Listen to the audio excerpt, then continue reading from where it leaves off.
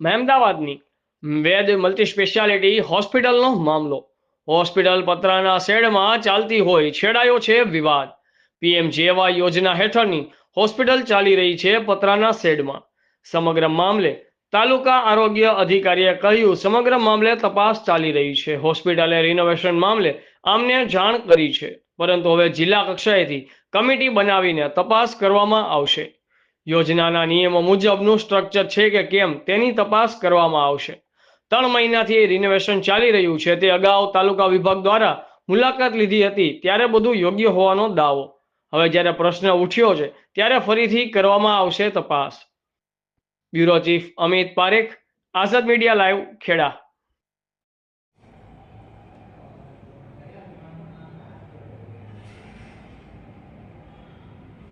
એટલે આ વિવાદ એવો ઊભો કરેલો છે કે આપણી હોસ્પિટલ એક મહેમદાવાદ જિલ્લા અને ખેડા જિલ્લામાં અમુક ક્લસ્ટરોમાં ખાલી ને ખાલી એક જ પ્રાઇવેટ હોસ્પિટલમાં કામ કરે છે, જેવા કે સારંગાંઠ છે અને સર્જિકલ છે, નાના નાના ઓપરેશન, જે લોકોને કંઈ આખા ખેડા જિલ્લાને પણ બાલાસિનોર મહીસાગરથી પણ અહીં પેશન્ટો આવે છે.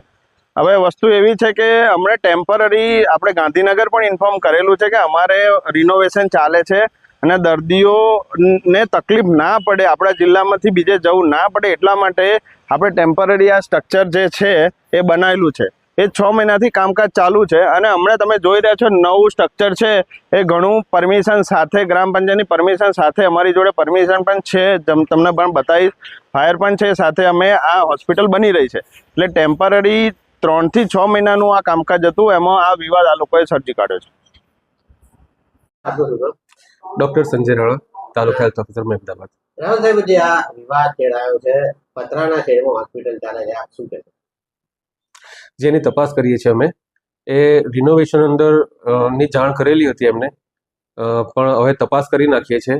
જે જિલ્લા લેવલથી કમિટી બની છે અને કમિટીની અંદર જે પણ કંઈક અનયુઝ્યુઅલ નીકળશે અથવા તો જે પણ રિપોર્ટ આવશે એ રિપોર્ટ ડિસ્ટ્રિક્ટ લેવલ અમે સબમિટ કરવામાં આવશે. સાહેબ, કોઈ એવો નિયમ હશે કે પીએમ જેવા યોજના હેઠળ જે હોસ્પિટલ ચાલતી હોય એના માટે કેવું સ્ટ્રક્ચર હોવું જોઈએ? હોસ્પિટલ્સના ધારાધોરણ મુજબનું સ્ટ્રક્ચર હોવું જોઈએ, સર્ટિફિકેટ્સ એ પ્રમાણેના લીધેલા હોવા જોઈએ, તો પીએમજેની અંદર એમ્પેનલ કરી શકે. અત્યારે સાહેબ જે આ ચાલી રહી હોસ્પિટલ તેની તમે મુલાકાત લીધી હશે, શું તે ધારાધોરણ મુજબ છે? અમે જ્યારે મુલાકાત લીધેલી હતી, લગભગ 2-3 મહિનાથી એમનું રિનોવેશનની અંદર છે, એની પહેલાં અમે મુલાકાત લીધેલી હતી ત્યારે બિલ્ડિંગ સ્ટ્રક્ચર ઓકે હતું. હવે આ અત્યારે જે રિનોવેશનમાં છે તો જે ફરિયાદ આવી છે એ પ્રમાણે ડિસ્ટ્રિક્ટમાંથી જે કમિટી બની છે એ તપાસ કરીને અમે